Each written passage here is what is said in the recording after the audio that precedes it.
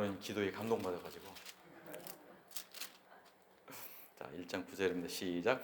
참빛 곧 세상에 와서 각 사람에게 비추는 빛이 있었나니 그는 세상에 계셨으며 세상은 그로 말미암아 지은 바 되었으되 세상이 그를 알지 못하였고 자기 땅에 오매 자기 백성에 영접하지 아니하였으나 영접하는 자 곧 그 이름을 믿는 자들에게는 하나님의 자녀가 되는 권세를 주셨으니 이는 혈통으로나 육정으로나 사람의 뜻으로 나지 아니하고 오직 하나님께로부터 난 자들이니라.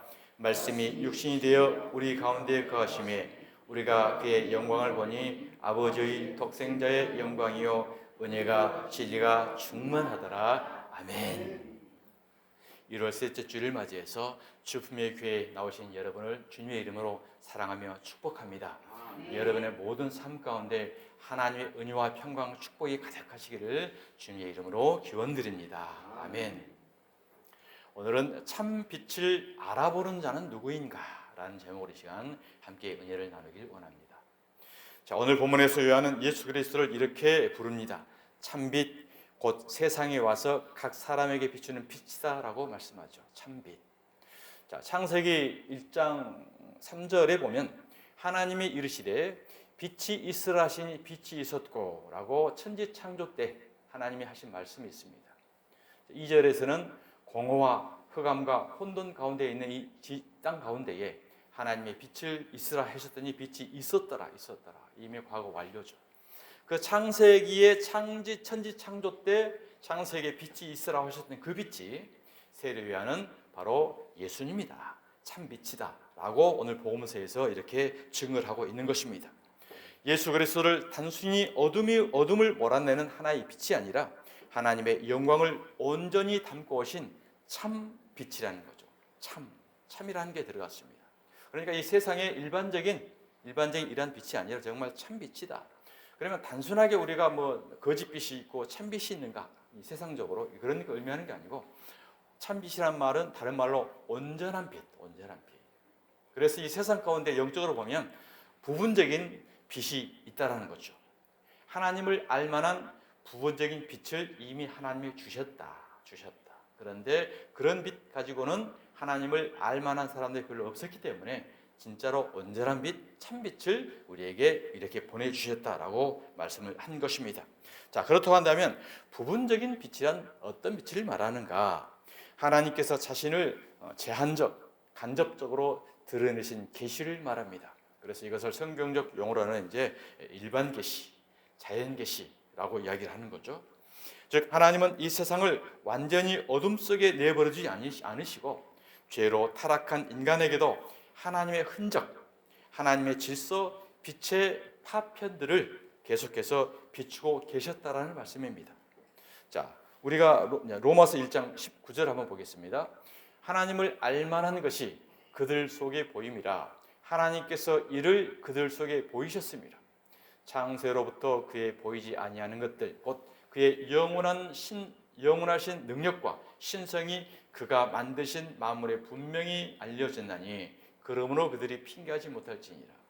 이 세상의 모든 사람들은 심판대 앞에 섭니다. 심판대 앞에 서서 하나님을 그렇게 믿으라고 했는데 너희들은 믿지 않은 거야. 그래서 죄라는 건 뭐냐?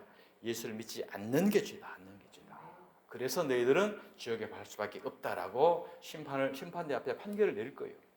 그때 하나님이 있는 줄 몰랐는데요 라고 변명할 여지가 없다는 거예요. 왜? 그가 만드신 만물에 분명히 내가 보여서 알려줬다. 여러분 우리가 저녁이 되고 아침이 되죠. 밤을 자고 오셨을 것입니다. 우리 세상의 사람들은 아침이 되고 저녁이 되면 하루라고 하는데 영적 세계에서는 저녁이 되고 아침이 되니 첫째 날이라. 저녁이 돼서 아침이 되는 걸 하루라고 그래요. 이건 뭔 말이냐? 바로 깜깜한 밤인 저와 여러분이 흑암과 공허와 혼돈 속에 우리가 영원히 죽었던 깜깜한 밤에 했던 우리에게 아침이 해가 떠오르니까 낮이 된 것처럼 참빛이신 예수 그리스도가 우리 안에 들어와서 아침이 된 것처럼 하나님의 참빛 새로운 창조물이 되었다. 이것을 영적으로 계시해서 우리에게 보여준 거예요. 그래서 이것을 분명히 하나님은 영적 만물을 통해서 계시로 이어같이 우리에게 보여주고 있는 거예요. 그런데 이것은 하나님의 사람들만 깨닫고 하나님의 사람이 아닌 사람들은 못 깨달아요. 그러니까 자면서 뭐 항상 한숨 자면 아침 오지. 당연하게 그냥 생각만 하고 있다는 거죠. 그런데 우리는 저녁이 됐다는 것은 죽은 거예요. 우리가 죽은 거. 죽음을 연습하고 있는 거예요. 죽음을 연습하고 아침에 살아나는 거, 부활을 날마다 연습하고 있는 거예요. 그러니까 본질적으로 실질적으로 우리는 날마다 부활절입니다. 아멘. 날마다 부활절이고 날마다 성탄절입니다. 죽었다가 부활된다는 게 또 태어난 거잖아요. 그러니까 실질적으로 날마다 부활되고 날마다 죽고 날마다 태어난 것, 이것을 항상 이것은 현재적, 영적 시간은 항상 현재적 시간이에요. 현재적. 항상 현재예요. 세상은 과거가 있고 미래가 있잖아요. 그런데 우리 영적 세계에서는 과거가 미래가 없어요. 항상 현재, 항상 현재. 항상 현재, 이것도 2분전 과거예요. 그러니까 영적 시간이라는 것은 카이로스 시간 안에 있다는 거죠. 그래서 우리는 하나님의 만물을 통해서 계속 이렇게 보여준다. 또 사계절을 보세요. 사계절. 봄, 여름, 가을, 겨울이 있습니다. 이 계절을 봄, 여름, 가을, 겨울 이 사계절을 인간들이 어떻게 과학적으로 연구하고 증명해낼 수 있겠어요? 도저히 이것은 우리가 상상으로 할 수 없는 거예요. 그 어느 누군가 피조물, 창조물이 계시는구나. 그리고 봄에 씨앗을 뿌리면 어김없이 가을에 또 열매를 맺잖아요. 봄에 꽃이 피고. 어떻게 인간으로 과학으로 아무리 한들 그게 되겠습니까? 이와 같이 자연을 통해서 일반 계시를 통해서 분명히 하나님의 존재가 있다는 것을 우리에게 보여줬다라고 성경은 우리에게 말씀하고 있습니다. 또한 생명의 신비를 보십시오. 결혼해가지고 남자가 이제 부부 관계를 해서 가정을 이루게 되면 어떻게 그 신기하게 자녀가 태어나요. 생명의 신비. 이 생명의 신비는 아무리 과학이 발달해도 이해될 수 없는 거예요. 이것은 바로 하나님의 섭리 아니면은 할 수 없다는 것을 증명했잖아요. 밤과 낮이라든지 해가 뜨고 해가 지고 이 사계절, 씨 뿌리는 거, 생명의 신비, 이 모든 것을 통해서 나의 존재를 내게 알려줬어. 그러기 때문에 너희는 나를 몰랐다라고 변명할 수 없다는 거죠. 인간의 이성이라든지 우리가 사람을 살아가면서 연구하고 있는 과학, 철학, 또 문화, 예술, 물질의 풍요, 이조차도 하나님의 허락 없이는 존재할 수가 없는 겁니다. 평생을 죽도록 내가 열심히 일해가지고 능력이 좋아가지고 부동산 투자를 잘해가지고 주식 투자를 잘해가지고 내가 부자 됐어? 아니에요. 그 섭리 가운데 하나님이 허락했기 때문에 준 거예요. 죽도록 노력하고 주식 투자 아무리 고수한테 연구해도 잘해도 망한 사람 있잖아요. 그 케이스가 바로 접니다. 죽도록 했는데 망하더라고. 아무리 땅 파고 열심히 일을 해도 안 모아지더라고. 모으게 하시는 분도 하나님이고 흩트게 하시는 분도 하나님. 그런 것들 내 뜻과 계획대로 내가 다 모아졌다고 한다면 저는 절대 여기 올 놈이 아닙니다. 세상으로 가죠. 이 세상이 그렇게 좋은데 왜 여기 와서 내가 이 짓을 하고 있겠어요? 그러나 하나님의 섭리, 하나님의 은혜가 있기 때문에 살아계신 하나님의 은혜와 구속사에 의해서 다 여기까지 온 거예요. 이게 여러분이 건강도 주신 것도 하나님의 감사. 우리 예배 전에 찬송했잖아요. 건강 주신 감사. 잃어버린 것 감사. 기도 응답도 감사. 기도하지 않은 응답 안 해주신 것도 감사해요. 여러분 기도마다 족족 다 응답돼 버렸으면요 여기 계실 분 없을 거예요. 이미 오늘도 골프 치러 간다든지 어디 산으로 간다든지 등산 간다든지 좋은 데 다 가죠. 또 가죠. 우리는 속성이 그래요. 이미 허물과지로 죽은 속성이 있기 때문에. 그래서 하나님은 때로는 아프기도 하고 때로는 뺏어가기도 하고 때로는 고난 가운데 빠지기도 하고 그래서 주야 하나님 불쌍히 여겨주세요. 그때만 하나님 백성들은 하나님 찾아요. 그러니까 죽도록 하나님을 내려놓고 먹고 사는 일에 죽도록 해봤자 그것은 열심히 하세요. 그러나 먼저 분명히 하나님이 계시고 하나님의 섭리 가운데 있다는 것을 깨달아야 먼저 그의 나라와 그의 의를 구하라. 그리하면 모든 것을 더하시리라. 할렐루야. 이 은혜를 믿으시길 바랍니다. 여러분 이 세상에 존재하는 모든 것은 다 하나님 아래에 있어요. 그래서 디모데전서 4장 4절 보십시오. 시작. 하나님께서 지으신 모든 것이 선함에 감사함으로 받으면 버릴 것이 없느니라. 좋은 것도 감사.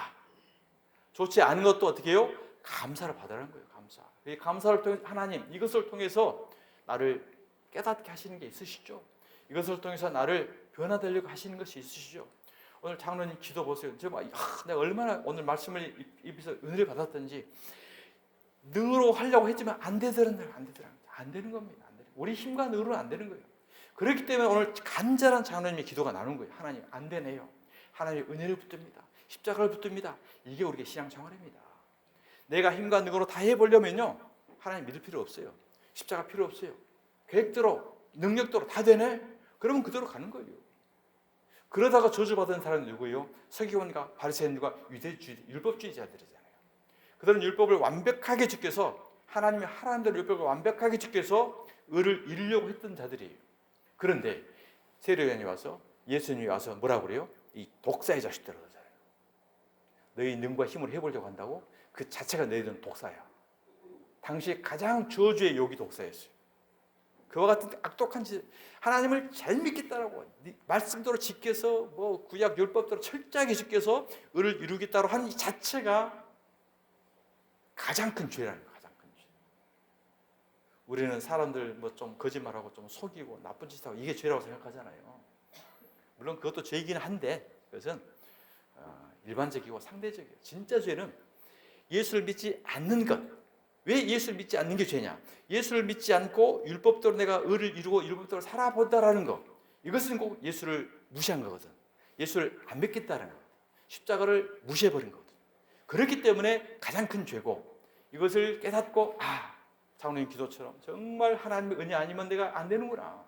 예수 십자가 아니면 안 되는구나. 그래서 내가 예수를 믿어야 되겠구나. 이 자를 하나님은 의롭다고 하는 거예요. 아무리 우리 인간 윤리 잣대로 저런 못된 놈이야, 나쁜 놈이야, 더러운 놈이야, 이건 다 똑같아요. 다 똑같아요. 그러니까 죄라는 것은 100을 짓나 1을 짓나 똑같아요. 하늘 세계에서는 너는 90% 죄 짓으니까 너는 90%만 천국 가고 10% 죄 짓으니까 10%만 지옥 가고, 이게 없어요. 1% 점과 T만 있어도 다 지옥이야. 완벽하게 우리는 거룩해야 천국 갈 수 있어요.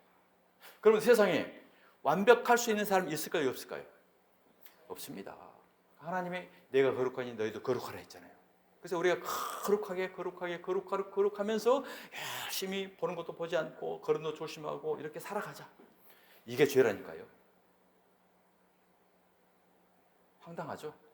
우리가 그렇게 살아왔어요. 그 자체가 율법주의잖아요. 거룩이라는 것은 우리는 도저히 거룩할 수 없어요.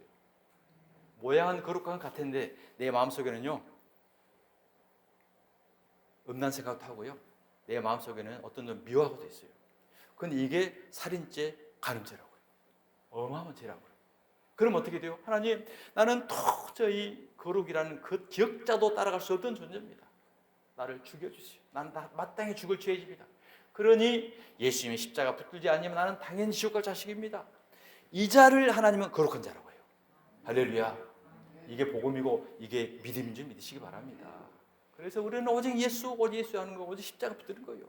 그 붙잡고 그 안에만 들어가면 하나님 너를 의롭다 칭해준다는 거예요. 거룩한 자라고 칭해준다는 거예요. 할렐루야. 이 믿음, 이 복음이 있으면 담대한 거예요. 왜? 우리는 때로 따라 살아가다 장로의 말씀처럼 분납니다. 화납니다. 그러면서 돌이켜 하나님 여전히 또 이렇게 분내고 화내고 죄인의 모습 살아가네요. 이와 같이 나는 죄인이 속성일 수밖에 없네요. 그래서 예수님 십자가 복로를 의지하지 아니하면 나는 살아갈 수 없는 죄인이군요. 이걸 깨닫는 것이 하나님의 믿음이고 은혜인 줄 믿습니다. 이게 우리의 복음이에요. 그렇기 때문에 자유함을 얻는 거죠. 거룩하라고 했으니까 거룩하게 살아야지. 철저하게 거룩하게 살다가 생각도 거룩하게 사는 이것은 율법의 끈에 묶여서, 구석에 묶여서 죽는 거예요. 사망이에요. 그래서 이사야 58장에 하나님이 기뻐하는 금식은 흉악의 결박을 풀어주고 멍에 압제해서 노임받게 해주고 자유하게 하는 게 아니냐. 자유하게 하는. 그러니까 금식이라는 것이 우리 인간의 밥 안 먹는 금식을 비유로 해서 영적 금식을 설명해 준 거예요. 세상에 율법주의로 다 율법주의 양식을 먹지 말고 예수님의 살갑힌 복음의 양식만 먹어. 그러면 너희의 율법주의로 묶여 있었던 흉악의 결박, 죄의 멍에 압제 모든 것을 다 풀어주고 자유해 주는 거야. 이게 금식의 원 진리 뜻이에요. 오늘 이 시대에도 많은 밥 안 먹고 금식하는 사람 많이 있죠. 율법주의예요. 구약 시대에 그렇게 하라고 있거든. 그러니까 그걸 그대로 하면서 율법주의로 자신의 성령이 충만했다고 생각하는 거죠. 금식을 하게 되면 물론 육체는 경건해진 것 같아요. 왜? 밥 안 먹어서 힘이 없으니까. 근데 3, 4일 지나서 밥 먹어버리면 다시 그 육색이 다시 올라와요. 더 올라와요. 이것은 구약의 율법, 육체의 샘플로 그렇게 해서 한번 시험을 하게끔 해놓고 그 다음에 영적 진리를 깨닫게 해주다는 거죠. 영의 양식을 먹어야지 율법주의, 비진리, 세상의 윤리교훈, 도덕 먹어가지고서는 너희는 안 돼. 그렇기 때문에 너희는 금식을 해야 돼. 그런 쓰레기, 비진리 먹지 않는 게 금식이에요. 좋아, 여러분 오직 예수님의 살과 피 복음만 먹는 게 참된 영적 금식인 줄 믿으시기 바랍니다. 세상 음식은 절대 굶지 마시고 열심히 드십시오.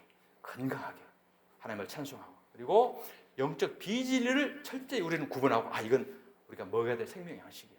율법주의라든지 도덕주의라든지 신비주의, 은사, 이건 인본주의, 이런 것은 먹으면 나는 안 돼. 쓰레기야. 이건 먹으면 난 지옥 가. 이 경각심을 우리가 철저하게 마음에 새겨야 되는 것입니다. 문제는 우리가 어떻게 이제 주는 것이 선한데 어떻게 받느냐라는 것이 문제죠. 받느냐. 하나님이 주신 선한 것들이 탐욕과 탐심의 도구가 될 때 그것은 바로 인간을 파괴하는 우상 숭배가 된다는 것입니다. 세상에 이러한 부분적인 빛을 온전한 빛인 것처럼 붙들고 살아가는 그 사람들이 바로 지옥을 향해 가고 있는 거예요. 오늘 시대에 그것이 참 빛인 줄 알고, 율법이, 도덕이, 신비가 이것이 참 신앙인 줄 알고 그것 붙들고 지금 가는 사람들이 얼마나 많습니까? 그 가운데에 참빛인 예수님이 오셨다라고 말씀을 합니다. 오늘 본문 1장 9절입니다. 참빛 세상에 와서 각 사람에게 비추는 빛이 있어다니. 그러한 현상 속에서 신앙을 생활하고 있고, 그러한 세상 속에서 그것이 세상 것들이 진짜 빛인 줄 알고 목숨 걸고 살아가고 있는 그들에게 참빛 예수님이 와서 비추고 있다는 거예요. 그가 세상에 계셨으며 세상은 그로 말미암아 지음바 되었으되 세상이 그를 알지 못하였다. 그건 예수님이 다 저와 여러분을 만사 만물을 지었는데 그 중에 알아보지 못했다는 거예요. 알아보지 못했다는 거예요. 저와 여러분도 지난 날에는 다 알아보지 못했습니다. 그래서 그 세상 것들이, 부분적인 것들, 이런 것들이 우리의 진짜 빛이고 생명인 줄 알고 그것만 붙들고 살아왔잖아요. 목숨으로 살아왔잖아요. 근데 거기에 참빛이 와서 그게 우리의 절대적인 게 아니었구나. 영생의 참빛이 우리에게 붙여서 우리를 깨닫게 하고 알게 해 주셨다는 것입니다. 한 아이가 있었어요. 태어나자마자 형편이 어려워서 엄마와 함께 살지 못했습니다. 아이를 할머니 손에 맡겼습니다. 그래서 할머니는 새벽마다 아이 밥을 해주면서 밤마다 아이 이불을 덮어주고, 그래서 이 아이에게 할머니는 엄마였습니다. 몇 년 후 아이가 초등학생이 되었을 때 한 여자가 집 앞에 찾아왔습니다. 말없이 아이를 바라보다가 조심스럽게 말을 합니다. 얘야, 내가 너를 낳은 엄마야. 아이는 고개를 갸웃했습니다. 그리고 할머니를 바라봅니다. 할머니, 저 아줌마 누구야? 그 여자는 그 자리에서 아무 말도 못하고 그냥 울기만 합니다. 아이를 낳았지만 아이를 안아주지 못했던 시간, 아이 이름을 불러주지 못했던 시간이 그날 한꺼번에 무너진 것입니다. 그 여자는 아이를 버린 엄마가 아니었습니다. 아이를 잊은 엄마도 아니었습니다. 아이를 위해 멀리서 힘겹게 돈을 벌었고 아이를 위해서 밤마다 울면서 기도했던 엄마였던 거예요. 그러나 아이는 그 엄마를 알아보지 못했습니다. 왜냐하면 함께한 시간이 없었기 때문입니다. 사랑하는 성도 여러분, 본문이 바로 이것을 말하고 있습니다. 그가 세상에 계셨으며 세상은 그로 말미암아 지음바 되었으되 세상이 그를 알지 못했다라는 거예요. 세상은 예수님이 없어서 모르는 것이 아닙니다. 너무 오래 그분 없이 우리가 살아왔기 때문에 주인을 몰라보게 된 것입니다. 엄마가 바뀐 것이 아니라 아이의 살아왔던 시간이 바뀌었던 것입니다. 세상은 그로 말미암아 지음바 되었으되 이것은 하나님의 참담한 비탄의 탄식입니다. 골로새 1장 15절을 보십시오. 그는 보이지 아니하는 하나님의 형상이요 모든 피조물보다 먼저 나신 이시니 만물이 그에게서 창조되되 하늘과 땅에서 보이는 것들과 보이지 않는 것들과 혹은 왕권들이나 주권들이나 통치자들이나 권세들이나 만물이 다 그로 말미암고 그를 위하여 창조되었고, 만물이 그에게서 창조되되 만물이 어떻게요? 다 그로 말미암고 그를 위하여 창조되었다는 거예요. 그런데 우리는 아이가 엄마를 몰라보는 것처럼 이 시대에 주인신 하나님 예수님을 몰라보고 죄악 가운데 살아가고 있다는 것입니다. 세상은 예수님에 의해 창조되었고 예수로 말미암고 결국 예수를 위한 존재인 것입니다. 그런데 세상이 자기 창조주를 알아보지 못했습니다. 이는 단순히 몰라본 정도가 아니라 그를 십자가에 죽여버린 거죠. 죄인들이. 그렇다고 한다면 왜 참빛을 알아보지 못했을까? 첫 번째, 죄인은 그 빛을 원하지 않기 때문입니다. 그래서 어둠에 속한 자는 본능적으로 빛을 미워합니다. 빛을 싫어합니다. 야고보 3장 19절입니다. 사람들이 자기 행위가 악함으로 빛보다 어둠을 더 사랑한다. 왜요? 그 이유는 그 행위가 드러날까 함이요. 그 낡은 집에 이제 주방에 습한 주방을 보면 이제 바퀴벌레가 끼잖아요. 바퀴가 막 때려서 막 잡고 하는데도 돌아서면 또 생기죠. 바퀴벌레를 박멸할 수 있는 한 가지 방법 무엇입니까? 환하게 빛을 켜놓으면 쏜살가 다 날아가 없어지죠. 창고에 쥐새끼가 많이 끌어서 곡식을 갉아먹습니다. 창고에 환하게 불을 켜놓으면 날아갑니다. 바퀴벌레나 쥐나 아무리 쫓아도 헛것이에요. 갔다 또 와요. 예수 이름으로 나가라 백날 해도 또 옵니다. 7놈이 더 와요. 우리 옛날 그거 많이 해봤잖아요. 축사한다고 귀신 따라간다고 더 와요. 반드시 이 빛만 있으면 자동으로 따라요. 빛이 예수 그리스도 복음의 진리 말씀만 딱 있으면 미혹, 유혹, 신비 그 속이는 놈들 다 떠나갑니다. 아 이건 아니야, 거짓이야. 분명하니까 진리가 섰으니. 오늘 이 시대에도 신비주의, 무속주의, 은사주의, 기도원주의 해가지고 얼마나 대한민국 기독교를 미혹을 많이 해서 지금 성도들이 거기에 중독돼 있어요. 중독돼 있어가지고 어디 신령한 데서 기도해주고 앞니를 맞춰준대. 그럼 막 가서 머리 조아리고 헌금 많이 하면 세게 기도해주고 예수 이름으로 떠나라. 네 조상균이 들어와가지고 네가 지금 저주받고 있다. 엉뚱한 사기를 치고 있고 이게 우리가 그 어둠의 영들에게 속아 있다는 거예요. 참빛, 복음의 진리의 성령이 딱 들어오게 되게 되면 이런 것들은 얼씬도 못합니다.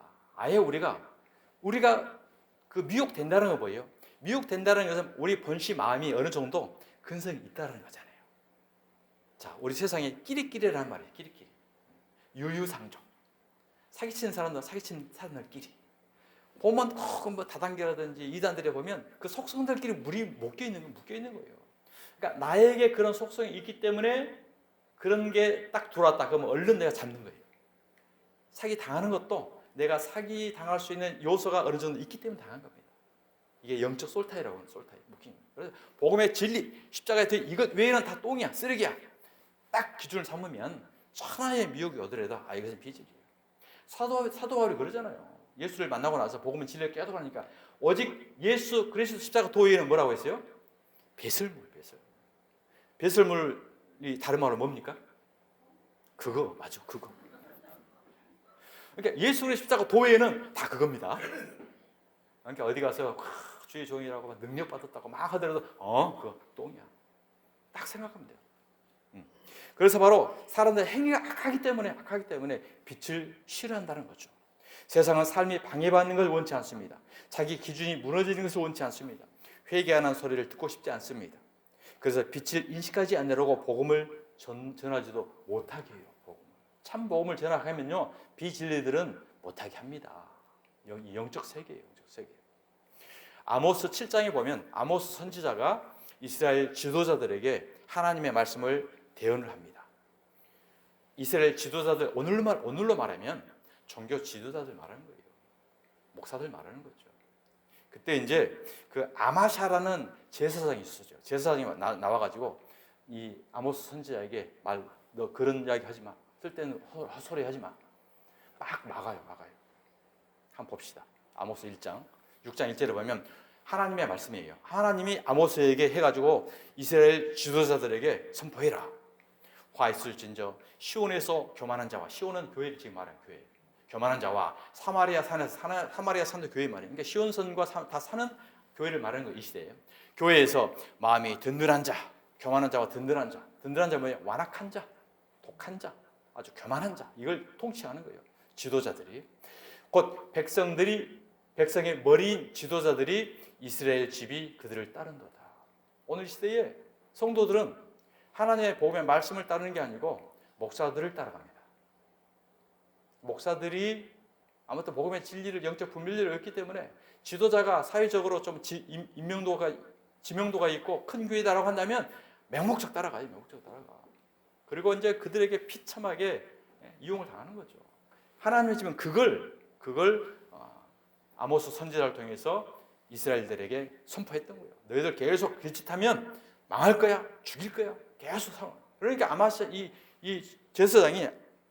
제사장이 그 선포하고 있는 선지자를 쫓아내버리고 못 전하게 하고, 그리고 자기들은 어디 있냐면 왕 궁궐에 있어. 궁궐에. 자, 봅시다. 다음 절 봅시다. 이제 너는 여호와의 말씀을 1장 6절 이 말씀을 들지니라. 내가 이르기를 이스라엘에 대하여 예언하지 말며 이삭의 집을 향하여 경고하지 말라 하므로, 누가요? 아마사가 하지 말아요 그랬거든요. 하므로 여호와께서 이와 같이 말씀하시기를 내 아내는 성읍 가운데서 창녀가 될 것이요 내 자녀들은 칼에 엎드질 것이며 내 땅은 측량하여 나누어질 것이며 너는 더러운 땅에서 죽을 것이요 이스라엘은 반드시 사로잡혀 그의 땅에서 떠나리라 하셨느니라. 하나님이 이스라엘을 보고 그의 종교 지도자들 보고 분명히 선지자를 통해서 경고를 하거든요. 너희들 그러면 내가 죽일 거야, 망하게 할 거야, 바로 돌아와. 계속 경고를 했어요. 그들이 악행했던 게 뭐냐면은 당시 여로보암 왕하고 제사장들하고 결탁을 해가지고 왕궁에서 종교 정치 결합입니다. 그렇게 해가지고 이스라엘 백성들에게 피를 빨아먹어요. 은을 바꾸고 신을 바꾸고 돈을 전부 갈취해가지고 성전에서 궁전에서 포도주를 마시며 잔치를 베풀어요. 그러니까 하나님이 이걸 보고 심판한 거죠. 너희들 그러면 쓰러브로 망하게 할 거야.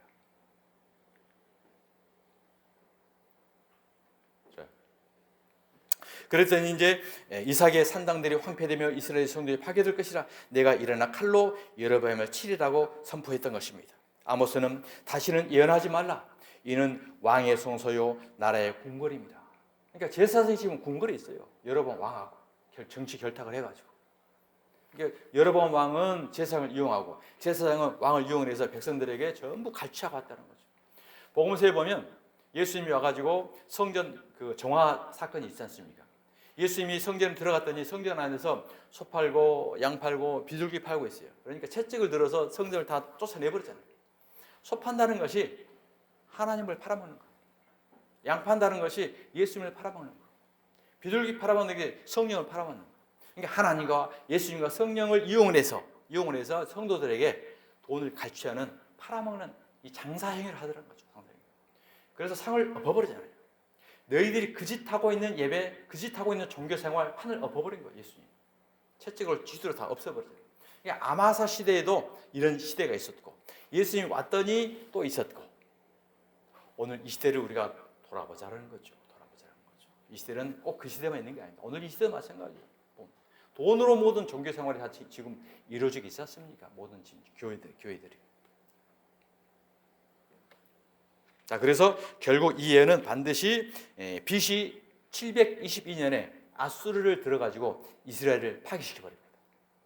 그래가지고 아수르 사마리아에는 아수리의 다섯 지방의 우상과 그 민족들을 와서 이스라엘 백성들하고 혼혈을 만들어 버려요. 혼혈종. 그리고 이스라엘 백성들은 아수르 다섯 지방으로 가서 우상 숭배를 섬기게 하고, 그래서 이제 이 사마리아 지역이 이스라엘 민족들에게는 가장 저주받은 지역이었잖아요. 그게 바로 자기들은 순수한 혈통인데 너희들은 아수르의 이방 나라의 피가 섞인 족속들이야. 그래서 너희는 저주받은 민족이야. 이렇게 계속 저주했던 거예요. 그래서 예수님께서 오셔가지고 사마리아 여인하고 우물가에서 만나잖아요. 그때 사마리아 여인하고 예수님이 했던 말이 있어요. 네 다섯 남편. 이 다섯 남편이 누구예요? 이스라엘 민족이 아수르의 포로로 끌려가가지고 다섯 지방에서 다섯 우상을 섬겼던 신앙. 곧 이것이 율법 신앙이에요. 구속사적으로는 율법을 섬긴 남편인 거고, 그 우상을 다섯 지역을 섬겼던 그 남편, 너희들이 섬겼던 아수리에서 섬겼던 그 남편, 그것 네 남편 아니야. 지금 네가 살고 있는 남편, 사마리아에서 살고 있는 남편, 인본주의 신앙, 이것도 네 남편 아니야. 일곱 번째인 내가 진짜 남편이야. 이걸 이야기했던 거죠. 그러니까 이 구약과 시작의 복음서는 전부 관통하고 연결되어 있는 거예요. 오직 예수를 증거하는 걸로. 그렇다고 한다면 이들은 왜 하나님을 알지 못했는가? 바로 눈이 가려져 있기 때문입니다. 자, 고린도후서 4장, 만일 우리의 복음이 가려졌으면 망하는 자들에게 가려진 것이라. 이 중에 세상 신이 믿지 않은 자들의 마음을 혼미하게 하여. 이 세상 신이 누굽니까? 정사와 권세와 이 세상의 어둠의 주관자들, 하늘의 악한 영들이라고 에베소서 6장에 나옵니다. 그들이 믿지 않는 자들의 마음을 지금 눈을 덮어버렸고 혼미하게 하기 때문에 이 빛을 못 받는다는 거죠. 본래 우리도 그 속에 있었어요. 그런데 우리는 그 빛을 받아서 하나님을 보고 믿게 깨닫게 되었다는 거죠. 비치지 못하게 함이라. 어둠의 영인 거죠. 죄인은 그래서 아예 볼 수 없는 상태입니다. 그래서 나에게 조그만 손해가 있을 것 같으면 빛을 무시해버리죠. 그래서 만일 빛을 조금 본다 하더라도 그 빛을 밟아 꺼버릴 수밖에 없는 거죠. 육에 속한 사람은 하나님의 성령의 일을 받지 아니하나니 이는 그것들이 그에게는 어리석게 보이며 또는 또 그는 그것들을 알 수도 없다니 그러한 일을 영적으로 분별되기 때문이라. 그러니까 이 빛이 조명되지 않는 사람들은 교회에서 우리가 신앙생활 하는 것들이 어떻게 본다고요? 어리석게 보여요. 어리석게. 아직 빛이 모르기 때문에. 자기 땅에 오매 자기 백성이 영접하지 아니했다. 자기 땅에 왔는데 영접하지 아니했다. 이것은 이제 마태복음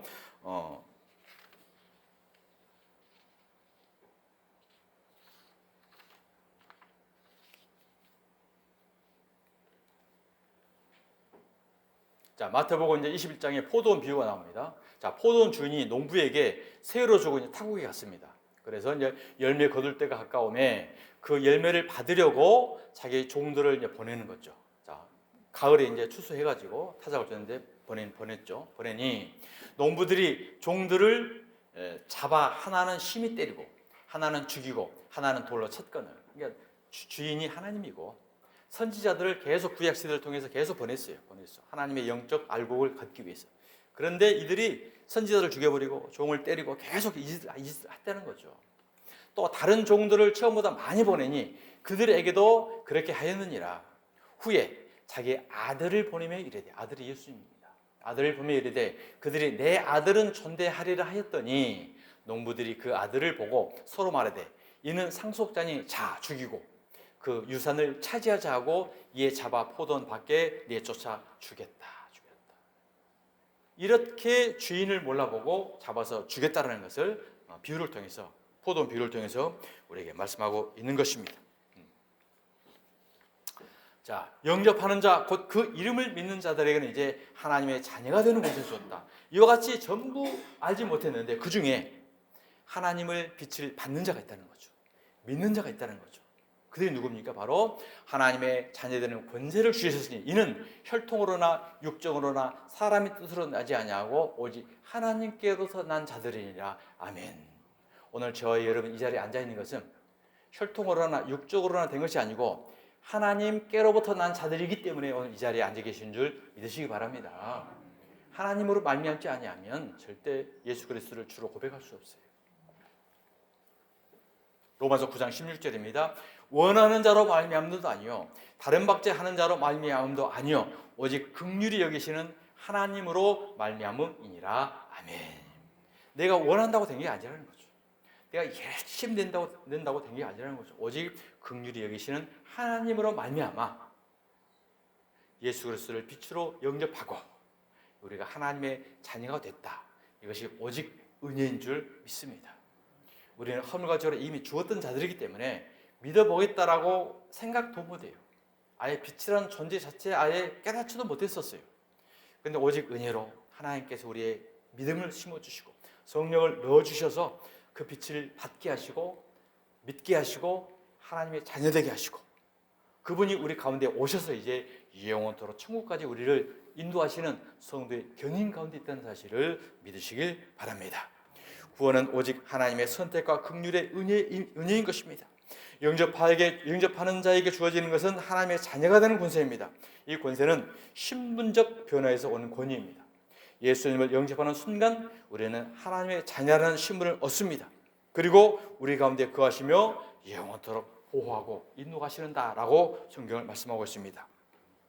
하나님의 인간의 삶 한가운데 들어와 인간처럼 살고 인간과 함께 아파하고 인간을 구원하기 위해 끝까지 함께 하시겠다라는 것입니다.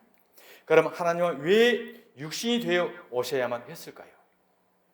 하나님은 죽을 수 없는 분이기 때문에, 하나님은 고난을 받을 수 없는 분이기 때문에, 하나님은 인간을 대표할 수 없기 때문에, 그래서 하나님은 육신을 입고 오셔야만 했던 것입니다.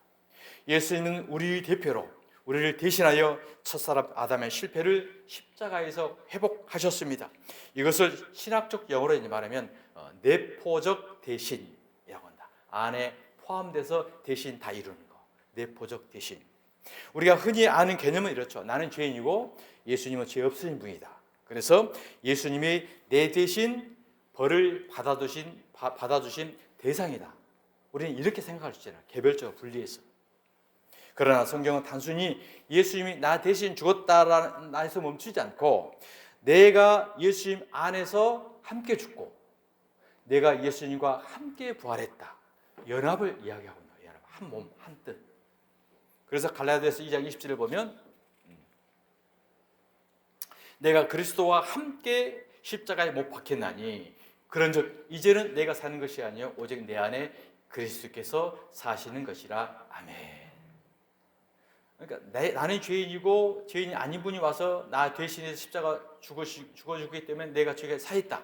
그러면 아직 예수님이 내 안에 들어오는 게 아닌 상태인 거예요. 믿음은 믿는 건데 그분이 나와 완전히 하나가 돼서 내가 함께 죽었다라고 믿어지고 고백되어야만 과거의 죄악 때 나는 없구나. 그리고 그분이 부활될 때 나도 다시 새롭게 부활됐구나. 그러면 내 안에는 내가 안 살고 누가 살죠? 예수님이 산다는 거예요. 이 믿음 은혜까지 나아가는 저와 여러분 되길 원합니다. 우리는 단순히 대상으로만 읽었어요. 그분이 내 대신 사해 주셨구나. 그분이 나 부자 되게 해주려고 가난하게 되셨구나. 그러면 그분은 이미 죽었고 끝났어. 나는 이제 구원 받았어. 나는 부자 돼. 이게 다 인본주의잖아. 나 중심이잖아요. 같이 죽고 같이 부활됐고 나는 없고 이제 그분이 내 안에 들어서 사는 거. 이게 바로 우리는 성전이라고 해요. 성전. 자, 우리의 옛사람이 예수와 함께 십자가에 못 박힌 것은 죄의 몸에 죽어 다시는 우리가 죄에게 종로로 타지 아니하랍니다. 사랑하는 주변의 성도 여러분, 제 말씀을 마치겠습니다. 예수 그리스도의 구원은 우리를 밖에 세워두고 대신 구원하신 분이 아니라 우리를 그분 안에 품으시고 주품에 품으시고 함께 죽고 함께 살게 하신 내포적 대신의 은혜였다는 사실을 믿으시기 바랍니다. 그러므로 이 참된 은혜를 아는 사람은 하나님의 자녀의 신분에 합당한 삶을 자연스럽게 살아가게 됩니다. 참빛은 이미 우리 안에 오셨습니다. 그 빛 안에서 눈을 열고 마음을 낮추며 그분의 인도하심에 순종하는 삶으로 응답하는 은혜의 사람들이 되시기를 주님의 이름으로 축복합니다. 오늘도 그 빛 안에서 정죄가 아닌 자유로, 두려움이 아닌 담대함으로, 자기 의가 아닌 감사로 살아가며 하나님의 자녀답게 이 한 주를 살아가는 복된 성도들이 되시기를 주님의 이름으로 축원드립니다. 아멘.